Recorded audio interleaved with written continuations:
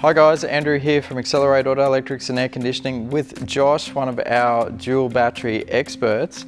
One of the questions we get asked a lot is, where should I put my dual battery? Should it go, or my auxiliary battery, should it go under the bonnet or in a box in the back? This is actually Josh's car, so we'll excuse the mess. We're here looking at it and he's put his under the bonnet, and I guess we're going to let him tell us why he thinks it's better under the bonnet in his vehicle. Take it away, Josh.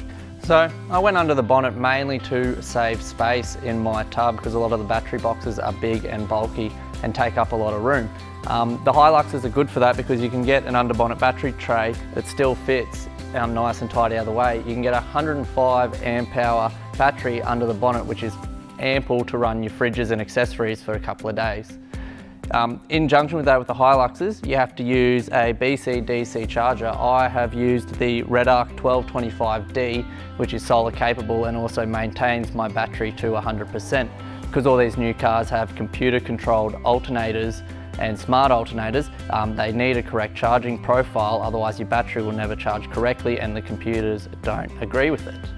So how many days do you get out of your fridge, Josh? I get about 3 days without solar before I have to start my vehicle and run and charge my battery back up. Yep, and what size solar panel have you got? I use a 120 watt portable little solar panel that I throw out in the sun so I can keep my car parked in the shade. Okay, cool. Anything else you've put on it for us, just quickly?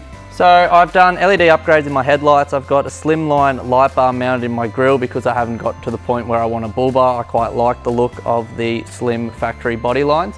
I've got built-in work lights in the back that again run off my auxiliary battery. I also run my UHF and all that, which is all inside the cab as well. So any regrets putting it under the bonnet? No, I don't regret putting it under the bonnet, mainly because if it's possible to go under the bonnet, I think it's the best and most easiest way to do a dual battery system, as you save a lot of space. What we'll do is we'll take you inside and we'll give you a quick look at Josh's dash, and so that he's used the factory switches that we use on our light bars and so on, so you can get a good look at that. So inside my cab, I run the factory fit Toyota style blanks. So they replace the factory blanks. In this one here, I have a voltmeter and USB, which runs off my second battery to keep all my devices and phones and tablets charged on the move. Next to it, I run the factory fit UHF plug. So a lot of these vehicles, there's no way to mount the handpieces. So I didn't want to drill holes all through my dash to mount a handpiece. So I run the Uniden unit with all the controls and speaker built into the handpiece. And when I don't want it in use, I can just unplug that and put it away in my glove box, and I don't have cables and things dangling all over the place. On the driver's side of my vehicle, I have the factory fit Toyota switches that runs my auxiliary work lights, my fog lights and my driving lights on the front. Now we're going to go to the back and I'll show you my work lights and the setup I have in my tray. So in the back of my ute, I run just an Anderson plug in the side, which mainly runs my fridge. And if I need, when out camping, I then plug in a junction box, which I run another voltmeter, some USB chargers and some SIG sockets to run camp lights and stuff like that. Also have my UHF aerial mounted in the back here. It's a 6.5 dBi Uniden aerial. Once again, I didn't have a bull bar, so I found an alternative place to mount it, and it's quite tight in the back.